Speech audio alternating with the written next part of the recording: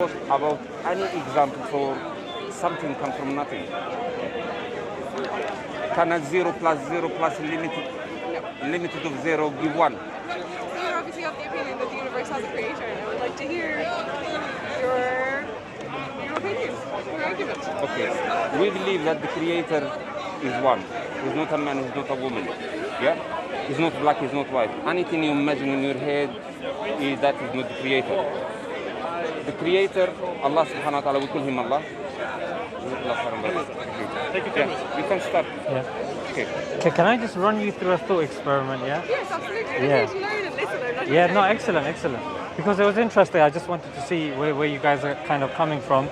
So the thought experiment, I think is very interesting because even if you look at these philosophers like Descartes, they love doing thought experiments. They love thinking of the different options. So yeah, let's just throw some cards in the air and let's see where they land. So would you describe yourselves as agnostic?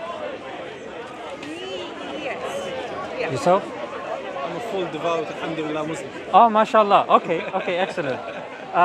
So I guess I don't need. You don't need me. Yeah, I don't need to try the answers on you. No, Okay, but it's very interesting, right? Because I will check you in terms of Go for it. No.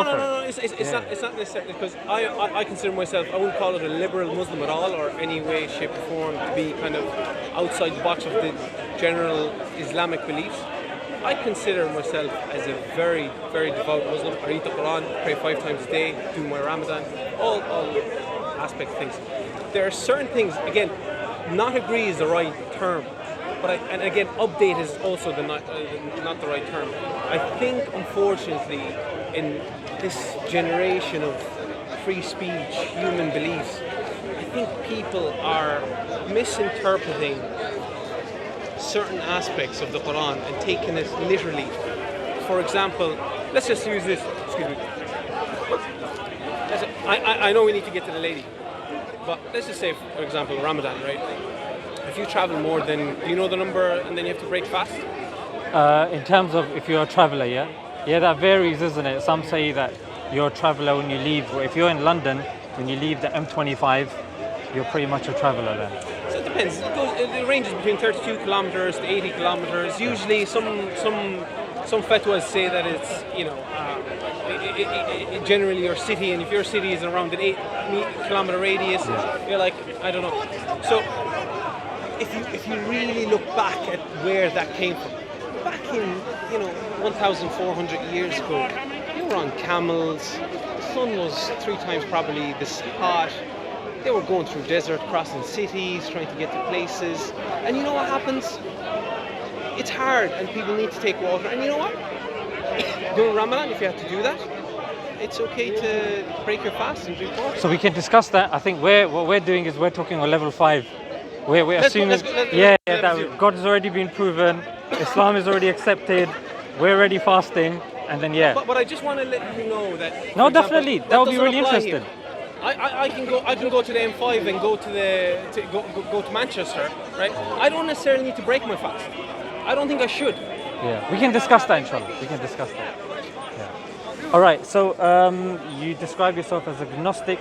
In terms of your, sorry, what did you say? Yeah, I said. Okay, I yeah. suppose it's not something, honestly, that takes up a whole lot of my thought. I never find myself questioning my beliefs. I don't even really have beliefs. I'm just happy to go about my everyday and be a good person. And That's good. That's excellent. Yeah, I think it's good that is the default for a lot of people because I think that's a lot of what we're lacking. So if a lot of people do think like that, even if they don't believe in a God, at least they're not harming society, isn't it? So yeah, I see where you're coming from. So where would you say you get your morals from? probably the fact that I've grown up in a Christian society. There are some societal norms and things that inevitably would have come from Christianity, but I do think that for all the fighting that goes on in the world, so many religions are so similar. The main rules that you live by day are similar, and it's kind of just to... You said fighting, and I can detect the Irish accent. Are you Irish, yeah? I think you guys have seen a lot, unfortunately and sadly. And well, me not personally, but yeah. I mean the Irish yeah, people as a country, yeah. So what you said was you get your morality from your Christian values that you were grown up with, but what about now? Because you've discarded Christianity as a theology, so where would you say you get your morality from now? That's a good question. Again, I wouldn't even say discarded. I'm not a practicing Christian. I grew up in a Christian country, and I guess that my morality comes from. I can be corrected on this, but I believe there's a kind of a golden rule that's common between all the religions, and it's like do unto your neighbour what you'd like to be done to yourself or whatever. I've said that really badly, but Okay. just to generally. So you're saying you still. So what you're saying is you get your morality from the common denominator of the faiths. Yeah. So you see what's common, and that's where you get your morality from. Would you say you get your morality from liberalism as well, or do you rely more on? Correctly, yes. Yes. Yeah. Okay. Is it liberalism and religions, or is it? So I'm just looking at the ratio here. Would you say more with regards to religions, or would you say more with regards to liberalism? Probably more with regards to liberalism, to an extent. Okay. All right. Great. I'm not gonna say I'm out here extreme leftist, I'm not, but liberals, yeah. Okay, yeah, that's fine. Okay, so going back to the thought experiment, now that I know where you are roughly on the board, okay, so would you say if we take everything apart, yeah, and we say, look, I'm gonna be as skeptical as I absolutely can. There's one thing that you have to accept, and correct me if I'm wrong, and that is that you exist. Yeah? That you exist. Would you say I exist as well? Okay, great. Okay, good. So at the bare minimum, you say that there is existence. Yeah? And secondly, would you say that the universe is uniform, regular, and stable? And what I mean by this, that the universe is uniform, regular, stable, is, for example, let's just say I hold my watch out, yeah? And I ask you, how comes this watch is not exploding haphazardly and randomly? What would your answer be to tell me, why is this not randomly exploding or floating away or just disappearing? You know how they say in quantum physics, isn't it? That something can just disappear and something can start floating away. So I would have to disagree. So here is where I'm going to check you up. So the universe is not stable and the universe is not uniform. What was the first thing that you said about the universe? Uniform, regular, and stable. So it's not any of them. Okay, I'll come back to that. Yeah, because I haven't finished the point yet. Yeah. So the point is. Really interesting, thank you. Yeah. No. Great. So if this is not exploding, if this is not randomly just disappearing, you have to assume. For us to, because if you're saying it's not uniform, regular, stable, you have to assume that there is enough stability in the universe that you are able to reach home without cars randomly floating, without trees randomly floating. You can't do science. Yeah, exactly. So you won't be able to do science at all. You can't live your daily life. There are some principles that you just have to accept that they are the way they are. Exactly. And what philosophers say, it's the fact for us to do science, for us to even live our life, the bare minimum that you have to accept is the uniformity, regularity, and stability of nature. Because if that was not the case, life is impossible. So you agree with this point, yeah? Okay, so so what I'm doing is called a logical syllogism. Yeah. So if I say, sorry, what's your name? Jennifer. So if I say anyone wearing green loves broccoli. Jennifer is wearing green, therefore Jennifer loves broccoli. Yeah? So this is the logical syllogism. So I've said number one, we've acknowledged that there is existence. Number two, we've acknowledged that there is regularity, uniformity, and stability in nature. Therefore, there needs to be an existence that explains this uniformity, regularity, and stability of nature. Would you agree with that? What do you mean exactly by an existence? An existence. Yeah, so you find that at the beginning, where you acknowledge that you exist and that there is existence. Yeah? So that was in premise number one, where you say I exist, you also acknowledge my existence, and there is existence around you. And then you're acknowledging that there is some stability. Yeah. Otherwise, I mean, we can't go an hour without. There's going to be, breaking news happens every hour. There's going to be breaking news every minute. Yeah, Big Ben has disappeared. Oh, it's appeared it's on top of the Statue of Liberty. It's on top of that, the flame thing. So it's going to be crazy. So because there's existence, there's uniformity, regularity, and stability of nature, which is acknowledged by philosophers and scientists, because life becomes ridiculous when you can't accept that there's some form of stability. Therefore, there is an existence that explains that. Okay, great. Now, we have to deal with that existence. So we acknowledge that there is an existence that explains that. What do you think that existence could be? This is where I personally run into trouble, because it's not something that I spend my time thinking about, No problem. Yeah. If that's not something that you spend time thinking upon, we can do that now, no problem.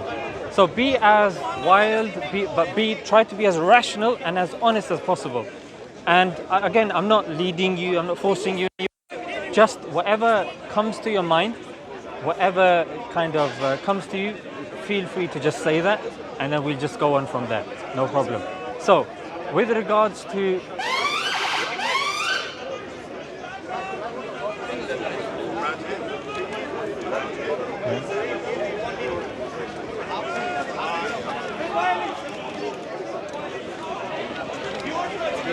I hope they're okay. Okay, no problem. Hope that bus is okay. Okay, so that existence.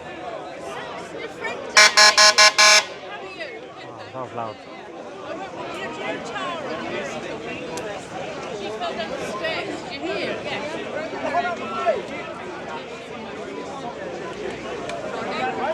Okay, great. So let's just say I have a glass of water. Yeah. Can you say logically I can create, say, a watch, or I can create a sandwich or your chain from that glass of water? No, not without other things, no. So you're saying in order to make something, you need to have those qualities to begin with. Do you agree with that? Okay, great. Would you accept that in your observation of what's around you, there is consciousness, there's awareness of our existence, there is will? Yeah, I mean, you're willing. I mean, all you can do is in the middle of that sentence, you can say, I'm bored of him. Turn your back and just wander off. Yeah. So you have will. He has will. He disagreed with me earlier. So that, again, that's a choice. That's a will. That's a decision-making process. So we agree there's consciousness.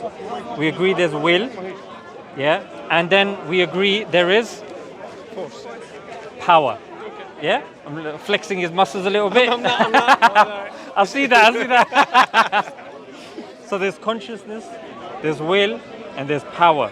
So this existence, because there is consciousness, there's will, there's power, it makes sense for that existence to also have consciousness, will, and power.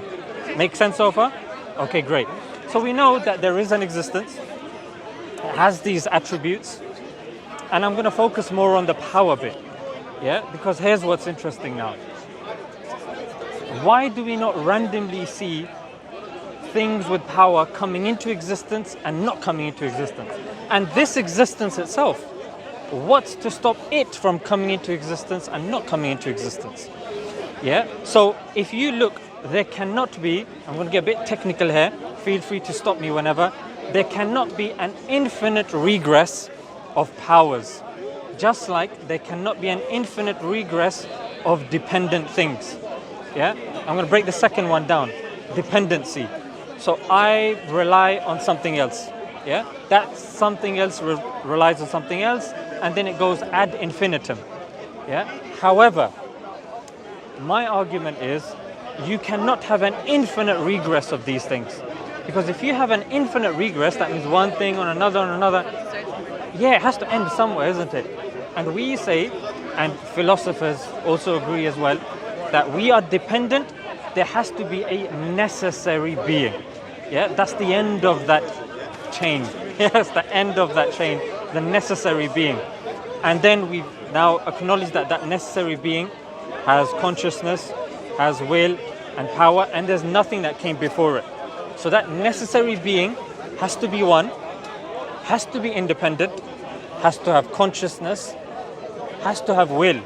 Now I'm going to break will down a bit, because you might be thinking you just give me a long list of things, but bear in mind you've agreed on these things. So will is, if we're saying that the necessary being or existence is eternal, then he's created or he's formed existences that had a beginning. Like you had a beginning, isn't it? Yeah, you had a beginning, your muscles had a beginning, yeah, all of this had a beginning. So logically it makes sense that someone that's infinite creating something in time that's finite, that's also an evidence of will. Yeah, so I'm just reinforcing the argument. So we acknowledge that there is, and as Muslims, that's what we believe. Yeah, our pH test for God is Qul huwa Allahu ahad. Say He is the one. Allahu samad, the everlasting and eternal. He does not beget, nor is He begotten. I.e., He doesn't give birth Himself, and nor is He given birth to, and there is no one like Him. Yeah, just 3-4 lines. You'll find this towards the end of the Quran. This is our pH test for God. Yeah, so as a Muslim, this fulfills our criteria for God. Yeah. That's much like the apostles in the Nicene Creed in Christianity. So the Nicene. In one God, the Father, the Almighty, the Creator of heaven and earth. Seen and unseen, or sorry, it's not all coming to me, but No, yeah, that's it's a very good like point. that, yeah. Yeah, the Nicene Creed came at a time where, before the Nicene Creed, the Christians did believe in monotheism, one God. But the Nicene Creed changed it into a triune God, into the Father, the Son, and the Holy Spirit. So here's where they will struggle with this form of argumentation, because I'm able to say that there is a necessary being and a necessary existence. For them, they would have to say necessary existences, because there's 3. So just like they said Jesus died on the cross, they would say it wasn't Jesus is actually God. So God also died on the cross. So if God is dead on the cross, who's maintaining and sustaining the universe? Then it becomes a bit different. That's when they will eventually say, look, this is we can't imagine this thing, we can't understand it. But we as Muslims, we would say that this is creed. This is something that a child's supposed to understand. Somebody like yourself, everybody is supposed to understand. If this is the way of life for creation, surely this should be something that's palatable by creation as well, isn't it? You can't just tell somebody, oh, there is heaven and hell, so you don't understand this? No problem, you're not supposed to understand it. It's too wishy-washy. So as Muslims, our creed is very simple. Yeah, the creed is, we testify there's none worthy of worship besides God, and Muhammad, peace be upon him, is his messenger. Yeah, and then in parentheses, the final messenger. Very simple. You can explain that to a child, you can explain that to a toddler, you can explain to an adult, to an OAP. Yeah, and that's how religion should be. So far, would you accept that what you've heard are the arguments pertaining to a creator, that they sound logical and reasonable to yourself? Yeah. Okay, great. So we're working now on a premise that there is a existence. That existence has certain qualities, and those qualities make sense that it is the creator. Great. Sorry, I just need to take the time, 2 seconds. Sorry, I'm not being rude. No, go for it. Yeah. So now we have a creator. Now, Jennifer, would you think that somebody who's created us would be detached from us, or would you think that there would be some effort being made from the creator? Which of those two would you say makes more sense? The latter, isn't it?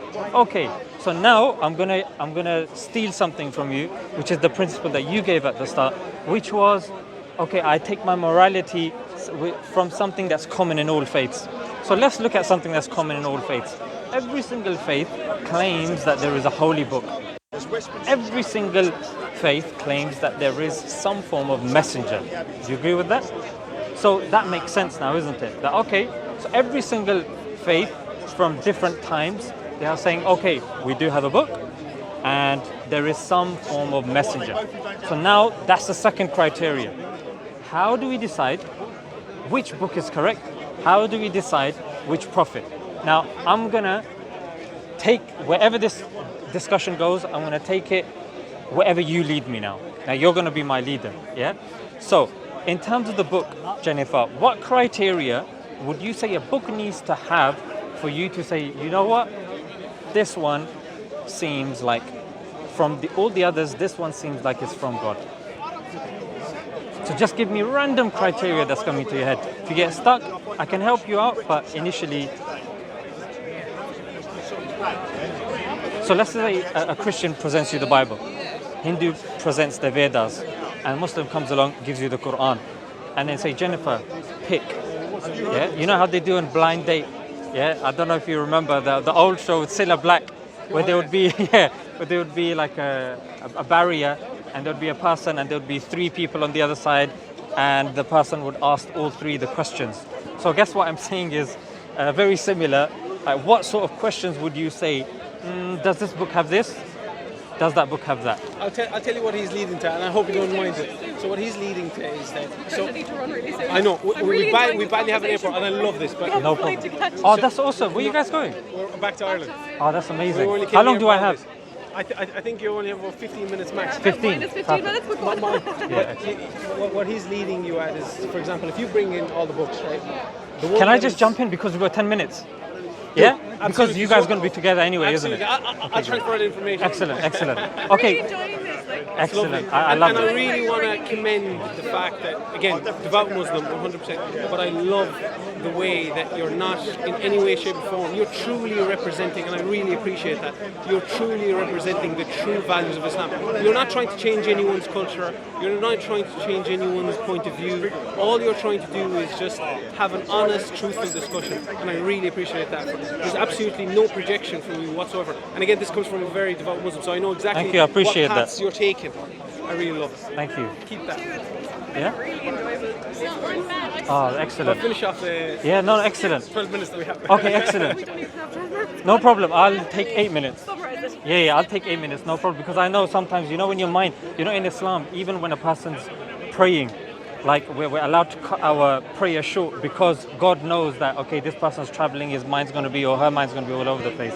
So, okay, so we're dealing with messages and we're dealing with books now. So with regards to the books, the main thing that you, rationally, you would arrive to is this book is the same as it was when it was revealed.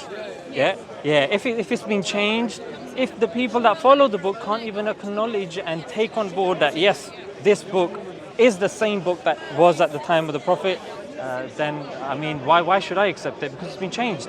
And yes, I I'm... really liked your point, sorry to interrupt you. I really No, liked go your for point about it being accessible and understandable to the followers of the faith.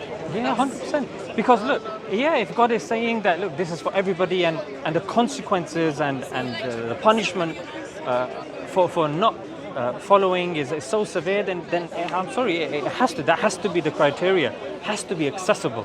Yeah, I can't teach a primary school student, you know, university knowledge. It's just not accessible. But I can teach addition to everybody. Like one, that's 2. Okay, great. So coming back to the book, you have to accept that, okay, the book is the same, yeah, as it was when it was revealed. And ironically speaking, Islam